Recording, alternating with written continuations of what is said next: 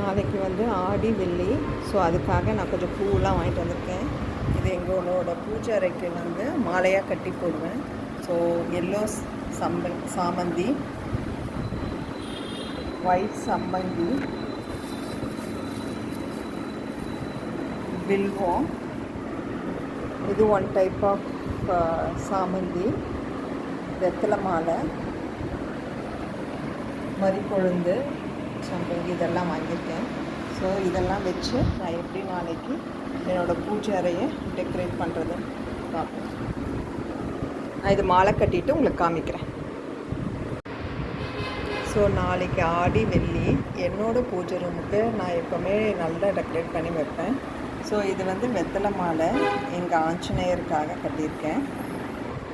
இது வந்து பார்த்திங்கன்னா வேப்பங்கொழுந்து, அதுக்கப்புறம் மறிக்கொழுந்து இதெல்லாம் வச்சு நான் ஒரு மாலையாக கட்டியிருக்கேன். இது வந்து எங்கள் குலதெய்வ சாமிக்கு அழகாக கட்டியிருக்கேன் மாலையாக. நான் நல்லா காமிக்கிறேன் இன்னும்.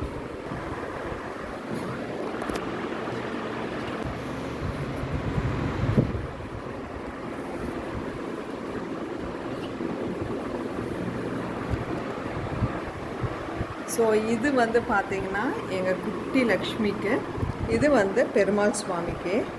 பார்க்கவே வந்து ஒரு ஆரமும் நெக்லஸ் மாதிரி அழகாக இருக்குது, மாலை கட்டியிருக்கு. இது வந்து பள்ளிக்கொண்ட ரங்கநாதருக்கு சாமந்தியும், இந்த சாமந்தியும் கட்டி அழகாக மாலையாக தொடுத்துருக்கோம். ரொம்ப அழகாக இருக்குது. நான் மாலை காமிக்கிறேன் பாருங்கள். ஸோ இந்த மாதிரி, ஸோ எனக்கு கரெக்டாக வரல, ஒரே நிமிஷம். ஸோ ரொம்ப அழகாக வந்திருக்கு. ஸோ இது வந்து நான் கட்டல, அம்மா கட்டினாங்க. எனக்கு இந்த மாதிரி கட்ட வராது. ஸோ அம்மா கட்டி கொடுத்தாங்க. ரொம்ப நல்லா இருக்குது. ஸோ நம்ம கையாலேயே சாமிக்கு செய்யும்போது அது ஒரு தனி ஆனந்தம்தான். இது வந்து சிதம்பர சுவாமி, சிவன் சுவாமிக்கு வந்து வில்வம், சம்பங்கி எல்லாம் கட்டி ஒரு மாலை மாதிரி கட்டியிருக்கோம். இதுவும் அழகாக வந்திருக்கு. ஸோ இது வந்து பார்த்திங்கன்னா அரளி சம்பங்கி வச்சு அப்படியே கட்டிட்டோம். சின்ன சின்ன சுவாமிக்கு வந்து அப்படியே இது பண்ணலாம் அப்படின்னு சொல்லிட்டு. அது மட்டும் இல்லை, நாளைக்கு என்னோடய ஃப்ரெண்ட்ஸ் அவங்களும் கூப்பிட்ருக்காங்க வீட்டுக்கு. ஸோ இதுவும் சாமிக்கு கட் பண்ணி எடுத்துகிட்டு போகலான்ட்டு இந்த மாதிரி கட்டிட்டோம். ரொம்ப நல்லா இருக்குது. ஸோ நீங்களும் இதே மாதிரி, இது ஒரு பேஷன் தான் சொல்லலாம்.